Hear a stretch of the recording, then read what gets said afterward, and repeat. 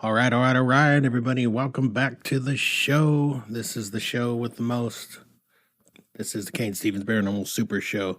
I'm your host, Kane Stevens, and we are back at it again. We got some good things going on for, I don't know what you guys are doing for the 4th.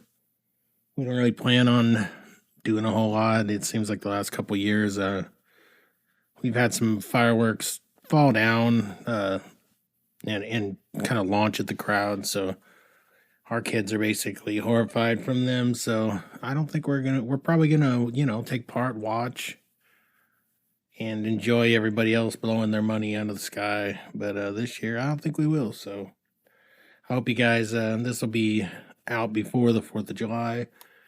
Some of you naysayers out there saying, let's not celebrate Independence Day due to the, events of the overturning of Roe v. Wade. But I say we still live in the greatest country in the world, and fly those flags high and just continue to speak your mind, because we live in a great country where we can, and do your part, vote, and be the best that you can be, and just enjoy living in America. It could be a lot worse, everybody. So that's my 2 cents on that. But I'll just give you guys a happy 4th of July and Independence Day ahead of time. And, we're going to rifle into the show here. Before we get into pair of news, I've had some really good responses to the Curse of Arnold Heights series and the stuff that we've been putting out. I got some more ghost stories coming up, more interviews, more people sharing their stories with me. I'm hoping that one guy follows up. I don't want to spoil it too much, but he basically messaged me and said, "Boy, do I have some stories for you," and then proceeded to tell me a little bit about a ghost that runs in and out of a house, and obviously that piqued my interest. And then we just hadn't touched base since then, so hopefully he gets back to me pretty soon. I have another guest that I'm going to be teasing here towards the end of the show, a female from the Arnold Heights area, and she was so gracious as to get a hold of me. And I'll give you guys a little teaser of the show to come. So stick around, everybody. But with that being said, let's get into a little bit of Para News. All right, so this out of abcnews.com, so I feel like this is a pretty good source overall. Some of you might disagree. It says, mysterious lights in the sky ignite social media conversation. So basically, social media went on fire. When was this? On June 22nd, because residents in the San Diego area took to social media after mysterious lights were spotted in the sky just off the coast Monday night. With no clear indication of what the lights could be, dozens began posting photos and videos on Twitter questioning what was happening in their night sky. The posts offered several possible sources for the unusual lights, including UFOs, drones from the Imperial Beach Police Department, which is planning a drone light show for the 4th of July. That'd be pretty cool. Drone light shows sound like a lot of fun to me. But it could have been that. However, the IBPD did not claim the lights as their own. So let's see what the San Diego Police Department told ABC News on Tuesday morning, that the mysterious lights were actually flares being used for military exercises, which nearby naval air stations North Island and Camp Pendleton both said that they did not know what the lights were. The San Diego Police Department said the lights had been confirmed to be by the military officials as being used for exercises. So, that's what the police are saying, but there's varying reports. So, like a lot of these things happen, that some entities claim one thing, some claim the other. And so what are we to believe? It sounds fishy to me, only because, one entity is saying one thing, one's saying another. Usually I think I think that the military would own up to exercises and things like that so that it didn't cause mass hysteria and everything. But um, I mean that's pretty interesting. If you look at the pictures, it looks like maybe like a couple lights in the sky over one side, and then right there in the middle, there's one with like three lights on the top and two on the bottom, and they were just hovering in the sky. So I mean that would definitely alert somebody. So is it a UFO? Possibly. I mean, with the definition of unidentified flying object, yep, maybe so. Doesn't look like flares. If you check out some of these videos on TikTok, and uh, that's where I get a lot of cool videos. I initially thought TikTok was completely stupid, and then my kids kind of turned me onto it, and now I'm addicted to it. I watch it all the time. Uh, some of you hoes out there taking off those clothes, put them back on. It's not necessary. You're beautiful ladies. Uh, come up with some other content. I know that that's probably a hot take from a guy, but being a married guy and everything, it's not. I mean, we have the type of. I mean, if you see a pretty person, you look right, but I mean, what? Just do better. Do some more content. If that's. But then again, they're doing better than me. I mean, it's not like I'm putting out the most impressive videos in the world, but I just wonder what some of these chicks doing all these videos where it's nothing but them, showing boobs and taking off clothes. Like, what else you got? Like, I mean, that's great, but we've seen it about a billion times. We get it. You're a hot chick or whatever. Some of them, not so much, but just do better. Come on, we want better content. TikTok is all about, ridiculous videos, funny video. Every video you can think of. I mean, I learned recipes on there, all sorts of stuff. So, anyways, check it out on TikTok and different. I'm sure there's some videos on YouTube of this, and just look it up. Mysterious lights in the sky in San Diego, and you'll find some more about it. But I deem that paranews because, well, I mean, it's news to me. It could be news to you. So it is a paranormal show. So paranews it is, everybody. So there we have it. All right, well, we got that done. Wham bam, thank you, ma'am. Got through it. My wife just messaged me something about a house guaranteed to be haunted. That's always a good starter for any conversation. So I'll have to check out what that is after all this is going on. I think this time I'm going to talk about Villisca, the Villisca axe murder house. I'm not going to go into the history because there's so many other places that you can get the history. We can briefly give you an idiot's perspective of the history of it, but I would ask you to go read the books that are done on it, or watch documentaries or movies. But the Villisca axe murder house is famous throughout all of the paranormal world. It's deemed to be one of the most haunted places in the country, at least. I myself have been there on a couple different occasions. And today I want to talk to you about the time that I got to investigate it with my wife, but my now ex-wife. And we got to go in on our own, go in by ourselves, which I found to be strange in itself that they would allow us to do so. But I'll be darned if we didn't get to do so, and it was pretty cool. So, back. It's been a long time. I mean, probably it was right after my grandfather passed. I was very bummed out. We had just buried him. He was one of the most important men in my life, and I loved him dearly. And they were buried in Iowa because a lot of my family including myself, are originally from Iowa. So, um, after I was obviously very sad burying my grandfather, and after I mean, as weird as I am, what do you do to blow off some steam when you're bummed out? Let's go to a haunted location, right? So, so on our way back, on we go, and there's the sign to Villisca. So we go ahead and turn off, and by God, here we are in Villisca, Iowa, looking for the axe murder house. And so we drive around, we find the house, we look at it.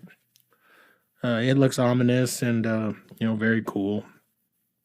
Then we go downtown and look around. Downtown Villisca is very cool as well. It's got that old school, downtown, old town feeling. And we go to the museum where we, look up to, where to get, we wanted to take the tour and everything, but when we called the number, the museum was closed. There was a number posted on the front and someone to talk to. We called them several times before finally we got someone to pick up. And I believe this might have been prior owners before the owners now. But anywho, so we finally get a hold of somebody and we ask if we can take the tour because, it says the tours are still going. And they said, well, yes, you can, but we're pretty busy today. And so we're like, what? And they're like, well, we've got some stuff to do, but, the door's unlocked. You guys are welcome to go over there and look around as long as you, close the door and, and just be respectful. Don't break anything or anything like that. And that's the last thing on our mind. So we proceed to do so. We go there. We walk around outside and, being a total idiot like I am, you never think like how disrespectful to everybody. And I know you're probably going to roast me for this or be angry with me or whatever, but, I thought it'd be really funny to take some pictures of me like, like laying on the ground and, myself and my ex-wife at the time, each one of us laying on the ground like we've been, hacked up or something and, play dead and all this other stuff. And, then we had some neighbors there's neighbors directly next to it, which who would want to live next to that house, right? And we talked to them and I'm sure they're super annoyed by all the attention that it gets, but they were really gracious to talk to us, and we asked them what they thought, and they said, it was a creepy house, but, it didn't really affect them or anything. We asked them if they had any activity, and they said no.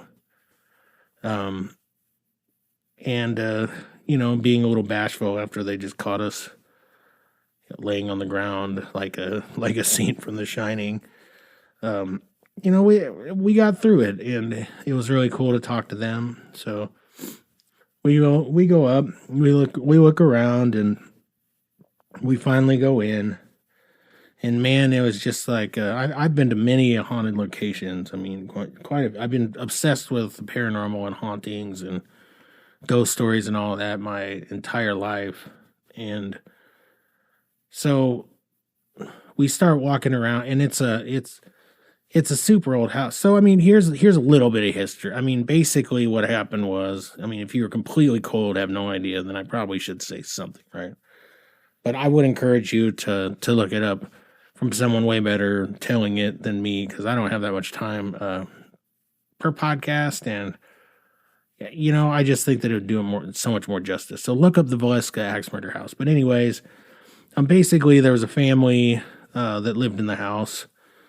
And they had gone to like a church event or something. And see, I'm such an idiot.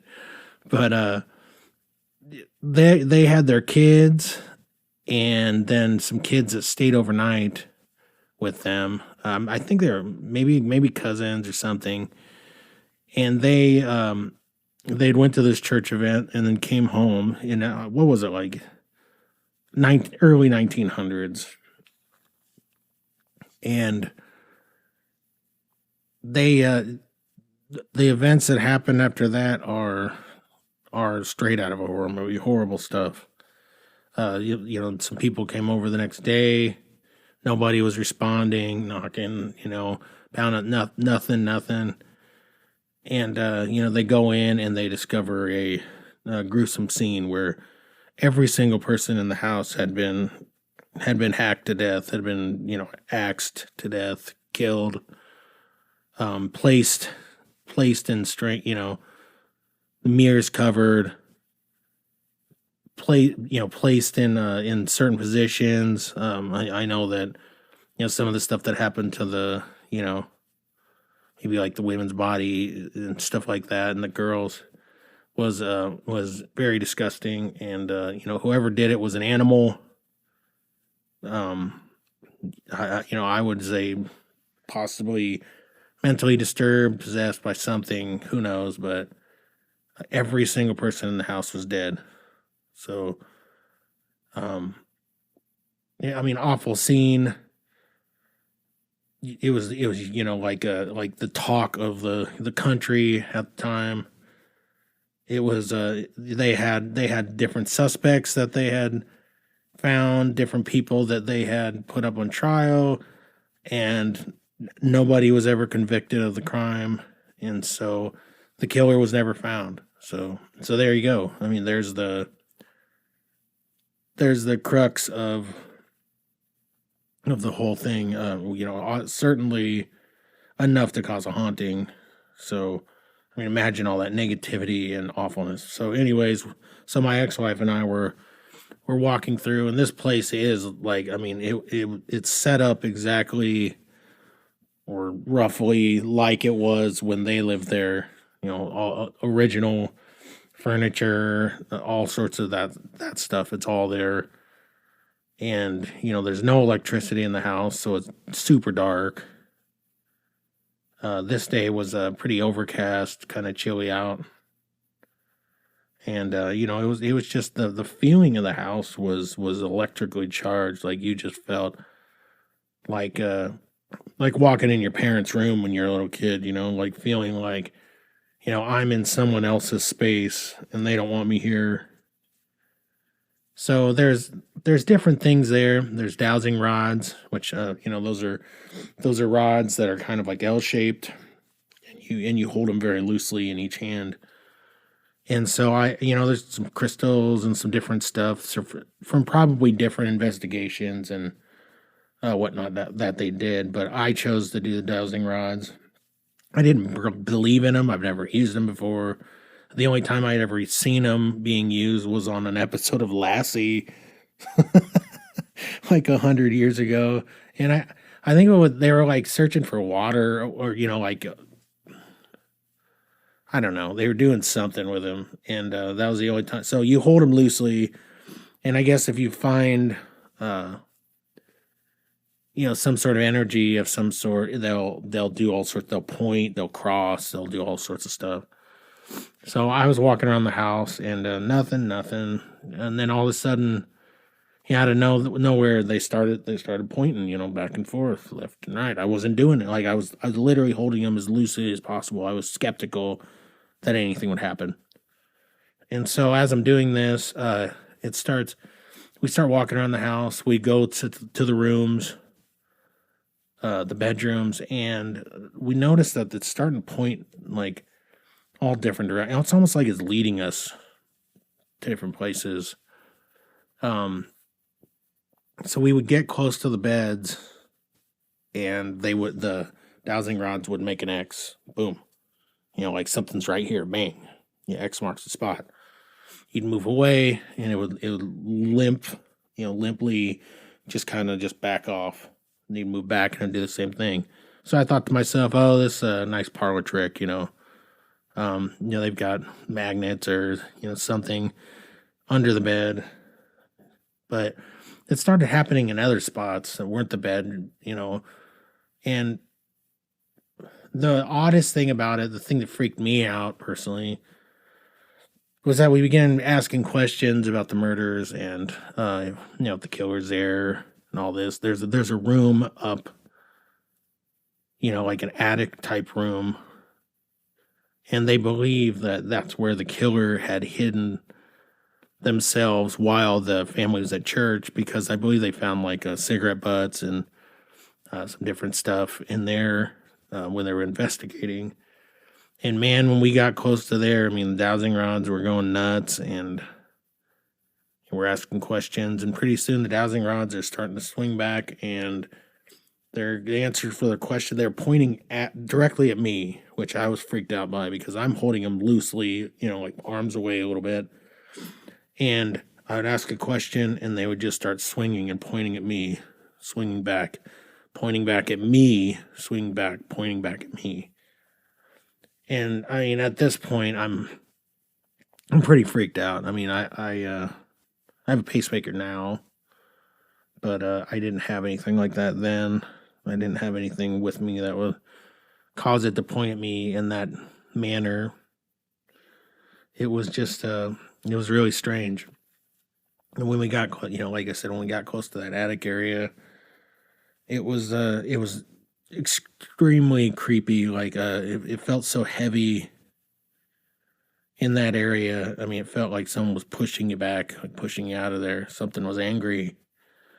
So, we got away from there. We proceeded to walk around for a while longer, heard some thumping and some different things, but nothing too crazy.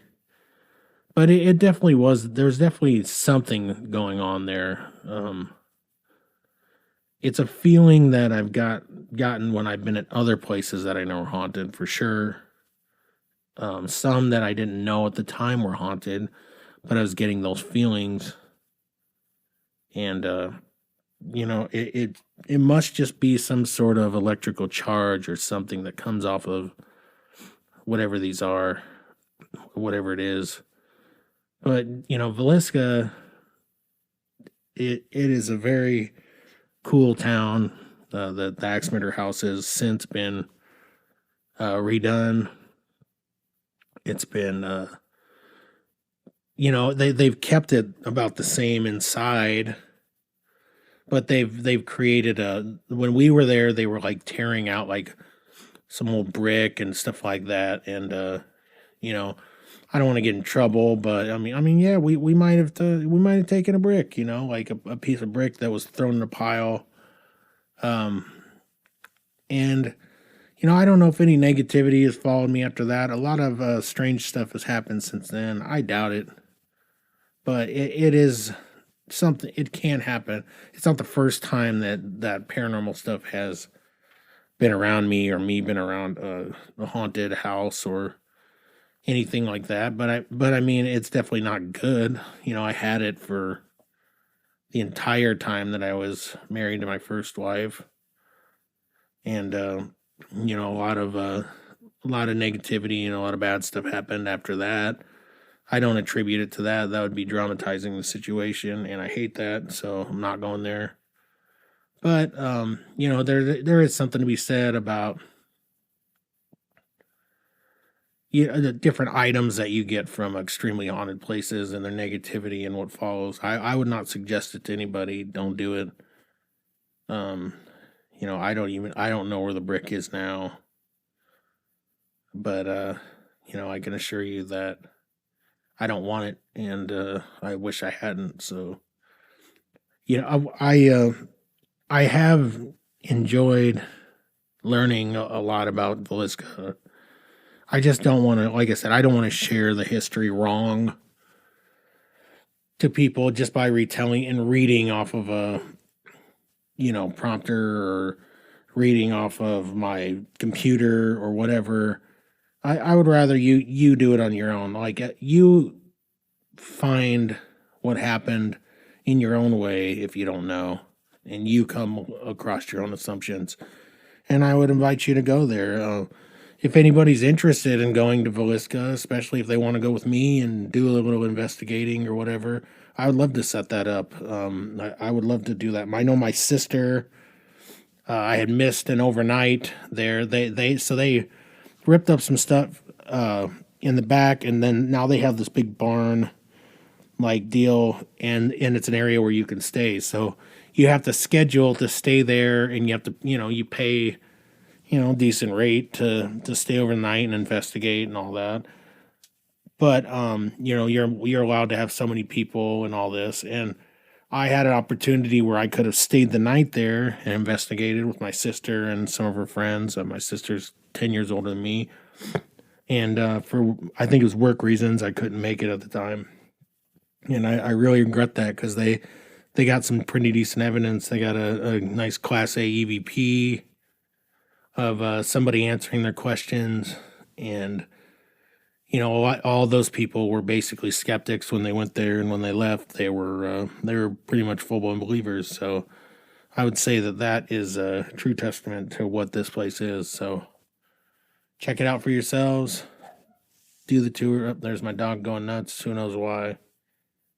And he must disagree or agree with something I said. That Teddy the cockapoo. So, I took the other dog today with my daughter, Rocket, the little fat black mutt, to to get his nails trimmed, and man, it was a treat. It was. So we get there, and it already sucks because Rocket's a little ball of energy. He's not lazy for being a little chubbo, but he had some raptor-sized Jurassic Park claws. So it was finally time. We take him to a place not very far up. There's Teddy chattering at us again. And we get there, and Teddy's still at it. I don't know what's going on. If it continues, I'll have to take a little break here and, ask him, is Grandpa in the well, or, or, are you saving Bryson from impending doom or something like a little Lassie type. But anyways, so we take him to this place, and of course, we just wanted his nails trimmed. It's never busy, but when we get there, it's like Murphy's Law. It's like it's super busy. And there's a guy, and he's talking to a lady outside, and I overhear him say, "Oh yeah, they're letting him in. It's all, usually it doesn't take too long, but it seems like they have a lot of people getting nails trimmed today for dogs." And this guy has 3 dogs already on leashes in front of him, and he goes barreling in front of us because he wants to beat us there. And I'm annoyed because Rocket is he's a pain in the butt. Like in the store, he wants to beg and run around, and he's so excited, he's like choking himself on the harness, and oh, he's a nightmare. He scratches the crap out of us, so we can't just hold him.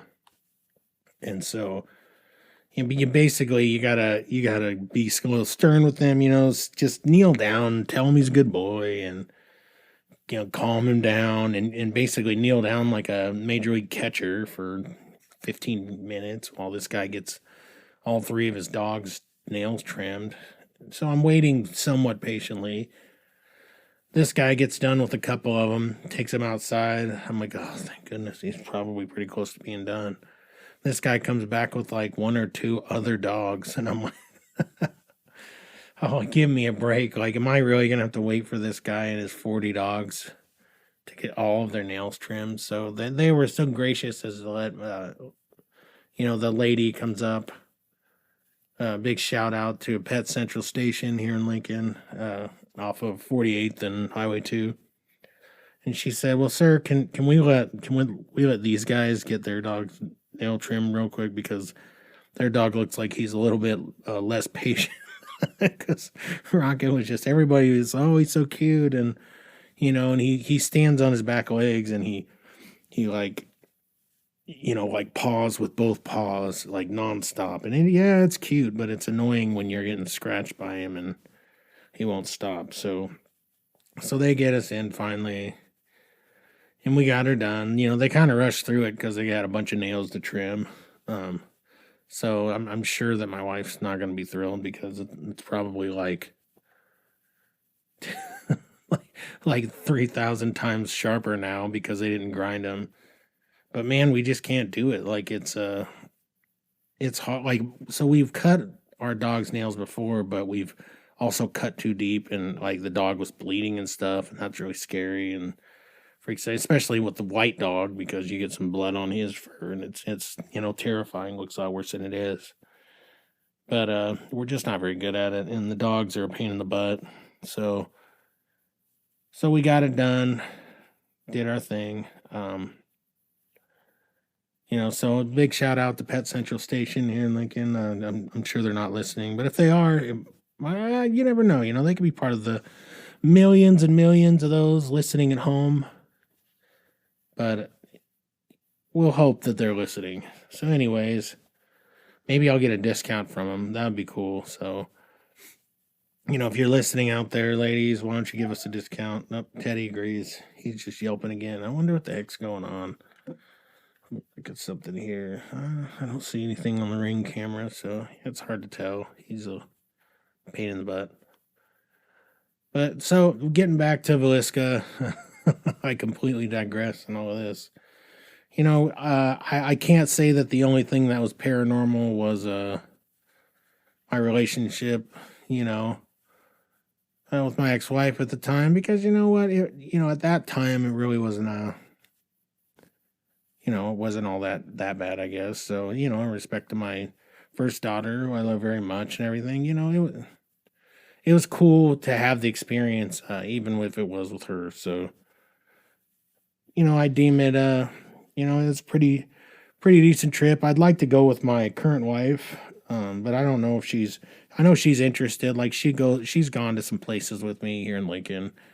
And I know they like this stuff, but every time I mention going to Villisca, which is only like a couple hours away or something, from Lincoln, it doesn't sound to her like like a amazing destination or anything. But yeah, I'll get her to go there eventually. Or I know my kids would love to go, but they'd probably pee their pants or something. Just kidding. They're well past that stage, but I like to tease them about it just to make them feel like they're little babies still, because that's what they'll always be to me. So anyways, yeah, the place is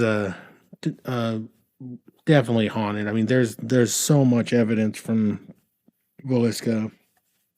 You can find that on the interwebs as well. But I would encourage you to do a little bit of your own research on that one. So there you have it for today, everybody. We still have to do a little segment. I'm starting to like the dream book, but I'm not in love with it on some of it because some of it's pretty ridiculous, but it is pretty good. So let's take some more stuff out of I'm sorry to disrespect you, horoscope and dream book 70s. We're going to go ahead and read some dream stuff here. In your dreams. For those of you who have dreams, and some of us do, some of us don't, this one's going to be for you. We're just going to go back and forth. We're going to try to find a new area. We're going to be in T's, so let's look at T's. All right, so... all right, so toast. The word is toast. So if you're in your dream, you're making toast, this is what it actually means. Making toast in a dream is a fortunate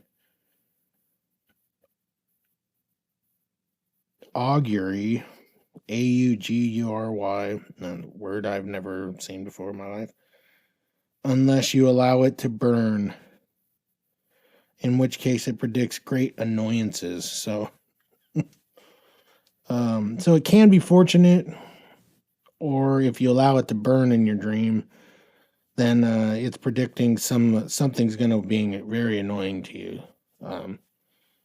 To eat toast is a sign of being invited to a dinner party with a group of old friends. Well, there you go. If you're eating it, you're going to get invited to a dinner party with some old friends. Catch up.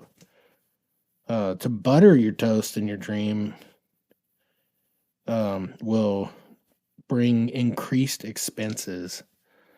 So, given today's market and all the inflation, I'm assuming that we're all dreaming about buttering toast. And so are some of the politicians and the people who are involved in making decisions for all of us common folks. So quit buttering that toast in your dreams so that we can get back to reality here. So there's toast. Let's look at another one. Let's go to G's. Speaking of politicians, governor. If you dream of seeing or meeting the governor of your state, you will be able soon to buy a new automobile. What?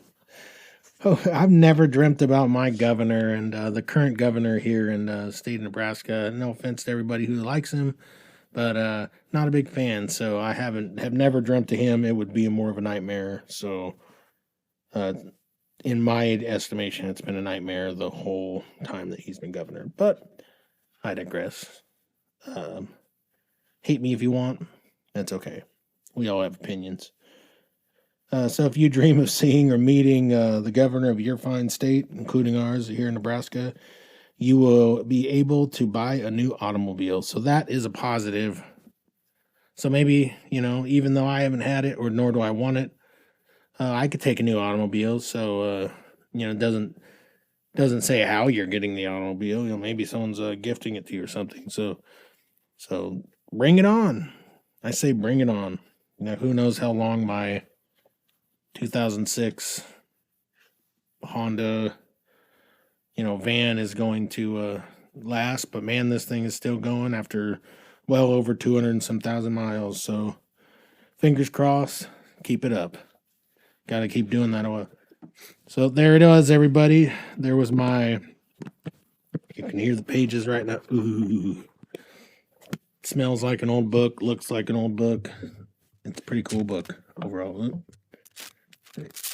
Dang it. We're hitting the audio cord, my fault. So we'll just do a little tease for next week. I'll be doing a interview with a guest. As long as everything goes to plan, we're scheduled to do an interview on another haunting for the Curse of Arnold Heights. But this one in particular, I don't usually get chilled, but I got some chills from some of this stuff. I will, there's a Class A EVP on here, okay? I mean, we're doing, I'm assuming it's okay. I don't have to say who it is or whatever, but, this young lady who's choosing to come over, she's going to tell me more about her story. And she said, this is what reeled me right off the bat. She had liked one of my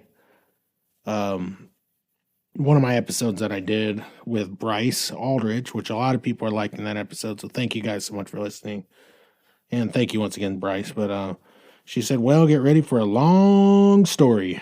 And boy, was it. And it was, there's some pretty chilling stuff there. I've got a generalized area for the sake of her dad who still lives there. She's not telling me the full address, which is fine.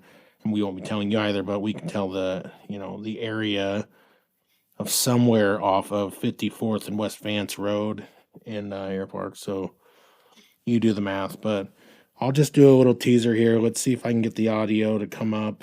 Turn it up here for a second. And let's see if I can get this EVP on here, and that'll be a nice little. So in this EVP, you'll hear an investigator say, "Hey, Amanda," that's her name. And right after that, they say that you can hear a female voice. So see if you can hear it. Okay, are we ready? Yep. Typically what we like to do is let the room. Yes? Did you hear that? That's I'll play it again for you. Pretty scary stuff. Left me kind of chilled. See if you can, it's right after the Hey Amanda. Here we go. Okay, are we ready? Yep. Typically, what we like to do is let the room. Yes?